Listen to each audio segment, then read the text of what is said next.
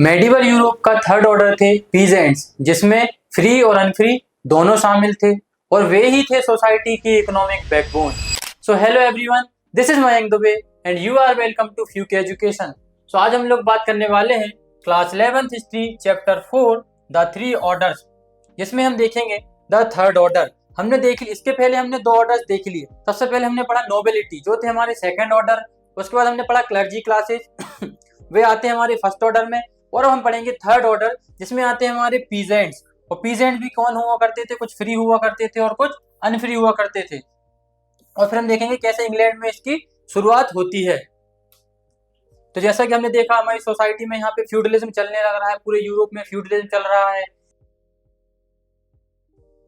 Religion में Christianity चल रही है। हमारी सोसाइटी का डिवीजन ऐसे तीन अलग अलग प्रकार से डिवाइड है। सोसाइटी में तीन इंपॉर्टेंट ऐसे सेक्शन में डिवाइड है। सबसे ऊपर आते हैं हमारे क्लर्जी क्लासेस, इसमें किंग आते हैं, चर्च आते हैं।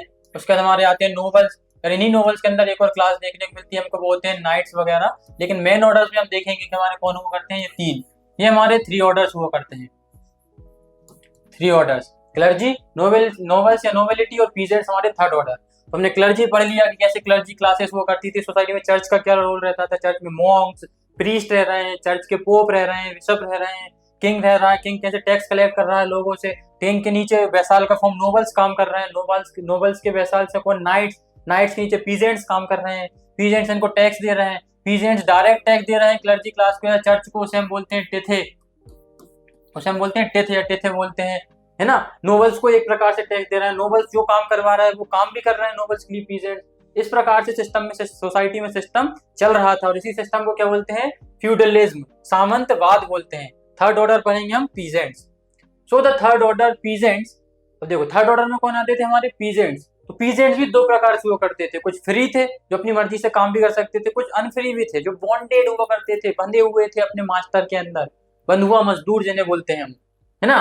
So let us now turn to the vast majority of the people, namely those who sustained the first two order। देखो, है ना, जो शुरू के दो ऑर्डर रहते थे वो तो अलग ही रहते थे, इनके अलावा एक और ऑर्डर हुआ करता था। सबसे ज्यादा मेजोरिटी ऑफ द पीपल जिस ऑर्डर के थे वो थे थर्ड ऑर्डर। सबसे ज्यादा लोग किसके हुआ करते थे, पीजेंट्री। जो थर्ड ऑर्डर हुआ करता था सबसे ज्यादा लोग उसी कैटेगरी के हुआ करते थे। Cultivators were of two kind, cultivators या किसान वगैरह, पीजेंट वगैरह दो प्रकार से हुआ करते थे। कुछ फ्री पीजेंट्स हुआ करते थे जो स्वतंत्र हैं, और कुछ लोग स्वतंत्र नहीं है जो मास्टर के अंडर काम करते थे, उन्हें बोला जाता था सर्फ। सर्फ बोला जाता था, या सर्फ या स्लेव हुआ करते थे, बॉन्डेड स्लेव या सर्फ हुआ करते थे, उनको बोला जाता था सर्फ बोला जाता था। तो सर्फ कैसे बना शब्द, सर्व से, सर्व करना, किसी की सेवा करना। तो ये सर्व शब्द का निर्माण सर्व से हुआ है। तो पीजेंट्स हुआ करते थे और सर्फ हुआ करते थे, इन्हें बंधुआ मजदूर बोला जाता था, है ना। तो free peasants held their farm as tenants of the lord. देखो, जो फ्री पीजेंट्स हुआ करते थे वो अपने अपने फार्म पर काम किया करते थे एज अ टेनेंट के फॉर्म में, लॉर्ड के टेनेंट्स के फॉर्म में काम किया करते, किराएदार के फॉर्म में। अपने लॉर्ड जो है, नोबल्स जो है, इनके खेतों पर, इनके जमीन पर काम किया करते थे किराएदार के रूप में, है ना। The man had to render military service. तो देखो, उन्हीं फ्री पीजेंट्स को क्या करना पड़ता था, अपने लॉर्ड की जमीन पर काम करना पड़ता है, और उनको मिलिट्री सर्विस के फॉर्म में अपने आप को सर्व करना पड़ता है कि भाई मिलिट्री की जब जब उनको आवश्यकता पड़ती है, यही पीजेंट जाकर उनके लिए मिलिट्री के फॉर्म में काम भी किया करते हैं। कौन, फ्री पीजेंट्स।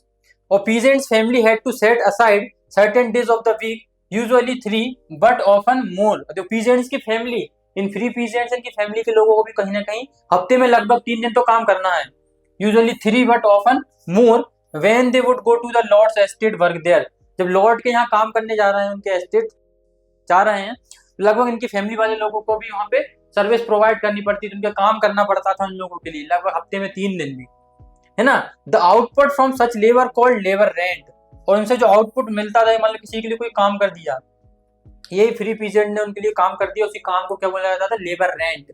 भैया पैसे नहीं दे सकते लेकिन मेरे लिए काम तो कर सकते हो, उसे ही क्या बोलने जाने लगा, लेबर रेंट बोला जाने लगा, लेबर रेंट, है ना। Would go directly to the lord. Direct किसके पास जाता था, लेबर रेंट लॉर्ड के पास जाता था। In addition they could be required to do other unpaid services. अब ये एक तरह से लेबर रेंट जो उनकी सर्विस करनी, पर इसके अलावा कुछ और भी अलग काम करना पड़ता था जो अतिरिक्त कार्य करा लेते थे, कौन, नोबल्स वगैरह। Unpaid labour services like digging, ditches, गड्ढे वगैरह खोदने का काम करवाना, गैदरिंग फायरवुड, लकड़ियां इकट्ठी करके लाना, बिल्डिंग वगैरह, फेंस बाउंड्रीज वगैरह बनाने का कार्य, रिपेयरिंग रोड, रास्ते वगैरह, बिल्डिंग्स वगैरह रिपेयर करने का काम, ऐसे अलग अलग काम। इसके अलावा उनसे जो काम करवा रहे हैं उस काम के अलावा भी और भी कार्य इनके द्वारा करवा लिए जाते थे। किससे? फ्री पीजेंट से। तो देखो फ्री पीजेंट्स तो हो गए हैं। Besides helping in the field, देखो इनकी फील्ड में हेल्प करने के अलावा women and children had to do other task. अब इनके जो पीजेंट्स हुआ करते थे, इनकी महिलाएं वगैरह, इनके बच्चे वगैरह सभी काम करवाया जाता था। जैसे कि बुनाई कढ़ाई का काम किसको दे दिया? महिलाओं को। मीट कैंडल्स वगैरह तुमको बनाना है, मोमबत्ती वगैरह बनाना है। ग्रेप्स को प्रेस करना है ताकि उनसे क्या बनाई जा सके? वाइन। ग्रेप्स का जूस निकालना है ताकि उनसे वाइन वगैरह बनाई जा सके, शराब वगैरह, मदिरा वगैरह बनाई सके लॉर्ड के उपयोग करने के लिए। अपने लॉर्ड के लिए वाइन वगैरह बनाना है आपको, कैंडल्स वगैरह बनाना है, उनके लिए काम करना है ना। और there was one direct tax taille that kings sometimes imposed on peasants. देखो एक और टैक्स पीजेंट्स को देना पड़ता था, उसको बोलते थे टेल। तो हमारे कौन हो जाते थे? एक टैक्स जाता था किंग के पास डायरेक्ट टैक्स आ रहा है, उसको क्या बोला जा रहा है? टेल। एक डायरेक्ट टैक्स जा रहा है हमारे चर्च के पास, उसे हमने क्या देखा था? टिथ। ये डायरेक्ट टैक्स जा रहा है किसके पास? टेल जा रहा है किंग के पास, चर्च के पास जा रहा है टिथ। और हमारे नोबल्स को देना पड़ता था इनको लेबर रेंट के फॉर्म में। नोबल्स क्या देते थे? Labour rent.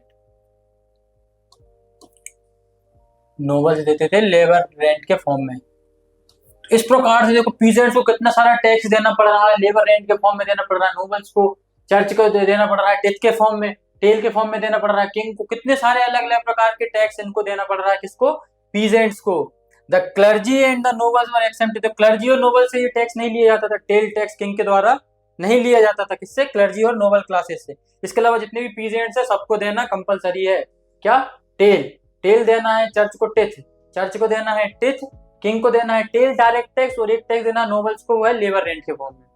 तो कितना ज्यादा विस्तार रूप से क्या हो रहा है? शोषण हो रहा है पीजेंट्री क्लासेस का, किसान वर्ग का बहुत बड़े स्तर पर क्या हो रहा है? एक्सप्लॉइटेशन हो रहा है। Serfs cultivated plots of the land. देखो सर्फ्स जो बंधुआ मजदूर थे, पीजेंट्स तो देख लिए, अब ऐसे पीजेंट्स वो करते थे जो अनफ्री हुआ करते थे, सर्फ्स, वो कल्टिवेट करते थे नोबल्स की जमीन को, but these belong to the lord. देखो जमीन वो कल्टिवेट तो करते थे, पर वो जमीन किसकी हुआ करती थी? लॉर्ड की हुआ करती थी, उनके मालिक की हुआ करती थी। और much of the produce from this had to be given to the lord. और इससे जितना भी प्रोडक्शन होता था, उस प्रोडक्शन का मेजर पार्ट किसको जाता था? लॉर्ड को जाता था। जमीन भी उनकी और मेजर पार्ट भी लॉर्ड को जाता था, बस इनको कुछ उनका सम अमाउंट, बहुत लिटिल अमाउंट इनको मिलता था। लेकिन जो बंधुआ मजदूर हुआ करते थे, they also had to work on the land which is belonged exclusively to the lord. और कोई ऐसी जमीनों पर भी काम करना पड़ता था जो कंप्लीटली लॉर्ड की जमीन है, और उसी जमीन के एक्सचेंज में उनको कोई भी वेजेस नहीं मिलती थी। उनको कोई वेज नहीं दिया जाता। जो लॉर्ड की खुद की पर्सनल जमीन पर काम करवा रहा है, उनके लिए कोई जमीन नहीं मिल रही है। Could not leave the estate without the Lord permission. अपने लॉर्ड जो है, अपने मालिक जो, उसकी परमिशन के बिना आप एस्टेट के बाहर भी नहीं जा सकते हो, आपको कोई सैलरी भी नहीं मिलेगी। अब सर्फ इसलिए, तो सर्फ को रहने खाने को मिल जाए बस, उनके लिए वही बहुत है। सर्फ अगर किसी तो बंधुआ मजदूर है, दूसरों की जमीन पर काम कर रहे हैं, खुद की जमीन भी नहीं है, लॉर्ड की पर्सनल जमीन पर भी काम कर रहे हैं, अपने राज्य की जमीन पर भी काम कर रहे हैं, उनको ना कोई सैलरी मिल रही है, बहुत स्मॉल अमाउंट ऑफ उनको कुछ सैलरी मिलती है, बाकी उनको सारी सुविधाएं लॉर्ड के द्वारा प्रोवाइड की जाती है। The Lord claimed a number of monopolies at the expense of his serfs. उसके सर्फ्स वगैरह जो करते थे, बंधुआ मजदूर जो करते थे, वो उनकी बहुत सारे उनके जो एक्सपेंस हुआ करते थे, उनको कपड़े खरीदना है, आटा पिसाना है, चावल पिसाना है, ये लाना है मार्केट से सामान, तो उन पर भी मोनोपोली किसकी हुआ करती थी? उनके लॉर्ड की। भाई मेरी दुकान से ही सामान लोगे, मेरी चक्की से ही आटा पिसवाओगे। ये देखो serfs could use only their lords mill. देखो सर्फ्स जो हुआ करते थे, उनके लॉर्ड की मिल से ही उनको ग्राइंडिंग करवाना है, देयर फ्लोर, आटा पिसाने के लिए अपनी ही मिल पर जाओ, ओवन टू बेक, उनको कुछ भी ब्रेड बेक करवाना है तो उनके सर मालिक के ही वहां जाना है। His wine press to distil wine, beer अगर आपको बनाना है तो मालिक की उसमें जाओ। तो मालिक को डायरेक्ट उनका पैसा तो मिल ही रहा है, उनको बॉन्डेड लेबर को काम करवाना पड़ रहा है, उसके द्वारा उनकी जितने भी एक्सपेंस है उन पर भी मोनोपोली किसकी है? वो कहीं और से नहीं ले सकते। अब जितने प्राइस में लॉर्ड काम करवाएगा उनको उतना प्राइस देना पड़ेगा, क्योंकि कंपलसरी है, उनके लिए मोनोपोली है। अब और कहीं से भले ही सस्ते दाम में काम हो रहा है, आप नहीं करवा सकते। So the Lord could decide whom a serf should marry। और लॉर्ड डिसाइड करता था कि सर्फ कब किससे कब शादी करेगा। लॉर्ड की परमिशन के बिना वो शादी भी नहीं कर सकते थे। और might give his blessing to the serf choice but on payment of the fee. और अगर किसी पीजेंट को या सर्फ को शादी करना है तो उसको एक्स्ट्रा अमाउंट देना पड़ता था अपने मालिक को, कुछ एक्स्ट्रा अमाउंट ऑफ पेमेंट करना पड़ता था, तब जाके ही वो किसी से विवाह कर सकता था। बिना अपने लॉर्ड की परमिशन के नहीं कर सकते थे। देखो इस प्रकार से सिस्टम चल रहा है कि प्लाव कर रहे हैं, बॉन्डेड लेबर, मेमोरियल स्टेट है किसी एक नोबल का, इस प्रकार से वहां पे काम कर रहे हैं, काम चल रहा है। उसका हम देखते हैं इंग्लैंड। तो देखो ये सारा यूरोप वाले रीजन में हो रहा है, हमारे फ्रांस वाले रीजन में हो रहा है। इंग्लैंड में किस प्रकार से शुरुआत होती है फ्यूडलिज्म की। So the feudalism developed in England from 11th century. कब? 11th सेंचुरी में। फ्यूडलिज्म पहले 9th सेंचुरी तक देखते हैं। 9th सेंचुरी हमारे कहाँ स्प्रेड ज्यादातर हो रहा है? फ्रांस वाले रीजन में। अब यहाँ 11th सेंचुरी में, 11th सेंचुरी में कहाँ से शुरुआत होती है फ्यूडलिज्म की? इंग्लैंड में शुरुआत होती है। The angles and sections. देखो एंगल्स और सेक्शंस हुआ करते थे वहां पे, कहाँ पे? वहां पे लोग हुआ करते थे, उनको क्या बोला जाता था? Angles and Saxons. From central Europe had settled in England in 6th century. देखो 6th सेंचुरी में कुछ लोग जाकर वहां बच जाते हैं, उनको क्या बोला जाता था? Angles and sections. Angles and sections नाम के लोग वहां यूरोप वाले रीजन में। यूरोप कहाँ हमारे? हमने देखा ना इंग्लैंड वाले रीजन में। सेंट्रल यूरोप से जाकर इंग्लैंड स्कॉटलैंड में जाकर बस जाते हैं, बीच में मेडिटेरेनियन हमारा ये पड़ता है गॉल वाला प्रोविंस, यहाँ से जाकर इंग्लैंड वाले रीजन में बस जाते हैं। और कंट्री का नाम इनके नाम पे पड़ जाता है क्या? इंग्लैंड। एंगल्स के नाम पे ही क्या पड़ जाता है? Is a variant of angle land. Angles की जमीन को ही क्या बोला जाने लगा? इंग्लैंड। उन्हीं के नाम पे इंग्लैंड की शुरुआत होती है। और फ्रांस किसके नाम पे बना? फ्रेंच के नाम पे जो ट्राइब हुआ करती थी नॉर्दर्न जर्मनी ट्राइब, उनके नाम पे फ्रांस बना। एंगलैंड के नाम पे इंग्लैंड बना। So in the 11th century William the duke of the Normandy. देखो विलियम जो हुआ करता था, कौन? विलियम। विलियम कौन था? The duke of the Normandy. हमने देखा नॉर्मेंडी हमारे गॉल प्रोविंस जहाँ हुआ, हमारे यहाँ गॉल प्रोविंस हुआ करता था, इसका नाम फ्रांस था। यहाँ से फिर जो इंग्लिश चैनल को क्रॉस करके जाते हैं, हमारे इंग्लिश चैनल को क्रॉस करके जाते हैं और हमारे यहाँ इंग्लैंड, ये हमारा इंग्लैंड स्कॉटलैंड वाला रीजन हुआ करता है। यहाँ पर जाकर नॉर्मेंडी, यहाँ पर हमारे गॉल प्रोविंस में, यही हमारे गॉल प्रोविंस में नॉर्मेंडीज हुआ करते थे। यहाँ गॉल हुआ करते थे, इसी का नाम फ्रांस रख दिया। यहीं पे कुछ लोग हुआ करते थे नॉर्मेंडी से, नॉर्मेंडी वाले रीजन से, यहाँ से। और इसी नॉर्मेंडी वाले रीजन से क्या करते हैं? यहीं पे जाते हैं इंग्लिश चैनल को क्रॉस करके, इंग्लैंड वाले रीजन पे अटैक कर देते हैं और इसको कैप्चर कर लेते हैं। किसको? एंगल्स और सेक्शंस पर कंट्रोल कर लेते हैं। कौन? ये नॉर्मेंडी। और नॉर्मेंडी का ड्यूक, ड्यूक मतलब हेड होता है उस जगह के, नॉर्मेंडी को जो हेड होता है, प्रिंस होता है, उसको ड्यूक बोला जाता है। और वो ड्यूक का नाम क्या है? विलियम। तो विलियम जाकर क्रॉस करके जाते हैं यहाँ से नॉर्मेंडी और इंग्लैंड पर कब्जा कर लेते हैं। Cross the English channel with an army and defeated the Saxon king of England. और इंग्लैंड के सैक्सन किंग, इंग्लैंड का कौन? सैक्सन किंग को हरा देते हैं और पूरा का पूरा कैप्चर कर लेते हैं इंग्लैंड को। कौन? नॉर्मेंडीज। उसका कौन हेड होता है? विलियम। विलियम उसका हेड होता है। From this time the France and England were often at war. देखो अब इसी प्रकार से इसी समय क्या डिस्प्यूट होने लगे, है ना, टेरिटरी एंड ट्रेड के लिए फ्रांस और इंग्लैंड भी। देखो कहीं ना कहीं ये इंग्लैंड, फ्रांस के लोग ही तो थे नॉर्मेंडी, फ्रांस के एम्पायर के अंदर ही काम कर रहे थे। तो कहीं ना कहीं इसका डायरेक्ट कंट्रोल फ्रांस, इंग्लैंड पर जिसका कंट्रोल है वो किसका है? फ्रांस का कंट्रोल ही है। इंग्लैंड किसके कंट्रोल में? फ्रांस के कंट्रोल में। पर नॉर्मेंडी बोलता नहीं, बोले हमने अलग तरीके से कंट्रोल किया, मैंने मेरी पर्सनल आर्मी लेकर किया है। तो इसी वजह से इंग्लैंड और फ्रांस के बीच में क्या होने लगते हैं? डिस्प्यूट होने लगते हैं ओवर ट्रेड, कि भाई ट्रेड के लिए, जमीन के लिए भाई इंग्लैंड जो है अब हमारा ही है, हम फ्रांस के नहीं, हम भले ही पहले फ्रांस के वो करते पर इंग्लैंड हमने हमारा देश बना लिया।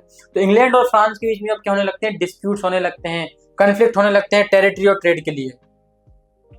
तो देखो हेवर कासल जो हुआ करता था इंग्लैंड में, हेवर कासल इतना बड़ा हुआ करता था 13th सेंचुरी में। बड़े बड़े कासल बनने लगते हैं, हमने एबीज भी देखे हैं, छोटे छोटे हुआ करते हैं, और ऐसे बड़े बड़े किले ऐसे बड़े बड़े लेवल पर बनने लगते हैं हमारे इंग्लैंड में। क्योंकि अब देखो कासल बनने की शुरुआत पहले फ्रांस में होती थी, फ्रांस से ये लोग जब वहां जाकर रहने लगे, फ्यूडलिज्म होने लगा। फ्यूडलिज्म का राइज हुआ कहाँ पर? हमारे इंग्लैंड में। क्रिश्चियनिटी का स्प्रेड हुआ वहां पे। यहाँ के लोग वहां जाएंगे तो यहाँ का कल्चर, जब कोई भी व्यक्ति या कोई भी ग्रुप ऑफ पीपल एक जगह से दूसरे जगह माइग्रेट करता है तो वहां के कल्चर का उस जगह पर कल्चर पर कहीं ना कहीं प्रभाव पड़ता है, कल्चर का ट्रांसफर भी कहीं ना कहीं होता है। सो उसके बाद हम देखेंगे विलियम वन। विलियम वन कौन होता है? ड्यूक होता है। विलियम वन कौन होता है? ड्यूक होता है नॉर्मेंडीज का, जो अटैक कर देता है हमारे इंग्लैंड पर। तो William one had the land mapped and distributed. अब देखो पूरी जमीन का पूरा क्या करता है? असेसमेंट करता है, कैलकुलेशन करता है, and distributed it in a section two 180 Norman nobles who had migrated with him. उसके साथ जब वो अटैक करने जाता है तो लगभग 180 नॉर्मन नोबल्स लगभग 180 नॉर्मल नोबल्स क्या करते हैं, उसके साथ जाते हैं। उन लोगों के बीच में डिवाइड कर देता है पूरी की पूरी टेरिटरी, पूरे इंग्लैंड को इन लोगों के बीच में डिवाइड कर देता है 180 नॉर्मल नोबल्स के बीच में। द लॉर्ड वे केम, देखो क्योंकि फ्यूडलिज्म पहले केवल फ्रांस में चल रहा था, अब ये फ्रांस का हिस्सा वो करता था, तो यहीं के जाके पॉलिटिकल सिस्टम को, एडमिनिस्ट्रेटिव सिस्टम को इंग्लैंड पर जब अटैक करता है तो वहां भी लागू कर देता है, और वहां भी फ्यूडलिज्म की हो जाती है शुरुआत 11वीं सेंचुरी से।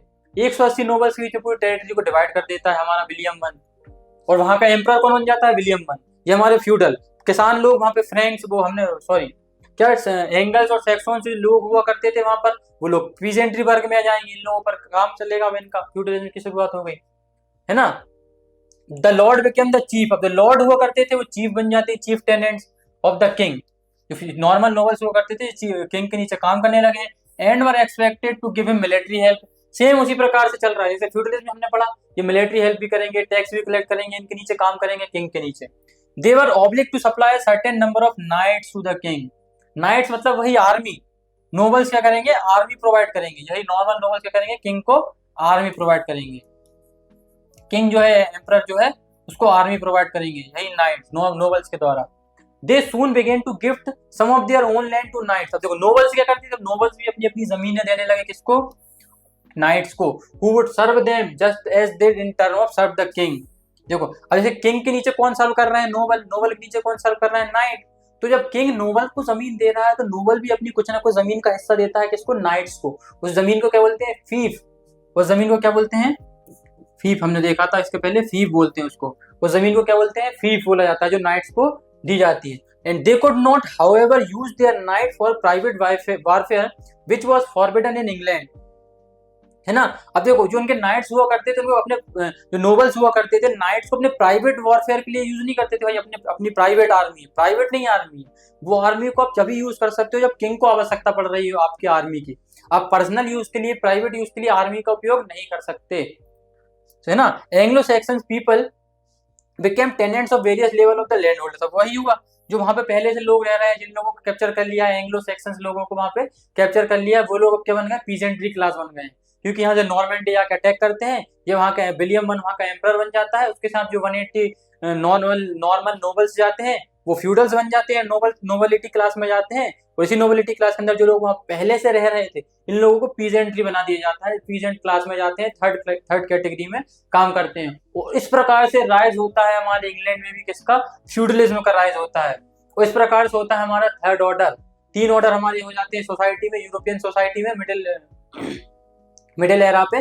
कौन सबसे पहला, क्लर्जी क्लासेस, इसमें किंग और चर्च रहते हैं। सेकंड हमारा आता है नोबिलिटी क्लासेस, इसमें रिच क्लास लोग होते हैं। नोबिलिटी के साथ काम करते हैं हमारे नाइट्स, नोबिलिटी के साथ ही कौन काम करते हैं, हमारे नाइट्स वगैरह काम करते हैं, बड़े बड़े घुड़सवार योद्धा होते हैं वो काम करते हैं। और नाइट्स के नीचे काम करते हैं हमारे कौन, पीजेंट्री क्लास, जो इनको टैक्स प्रोवाइड करते हैं, और इन्हीं लोगों में से कुछ को आर्मी में भी भर्ती किया जाता है ना। और नोबल्स क्या करता है, वही आर्मी प्रोवाइड करता है किंग को, जब जब युद्ध के लिए आवश्यकता पड़ती है वही आर्मी को क्या करता है, प्रोवाइड कराता है। और इन लोगों से रेवेन्यू कलेक्ट करने के बाद किंग को कौन प्रोवाइड कराता है, कौन, नोबल्स।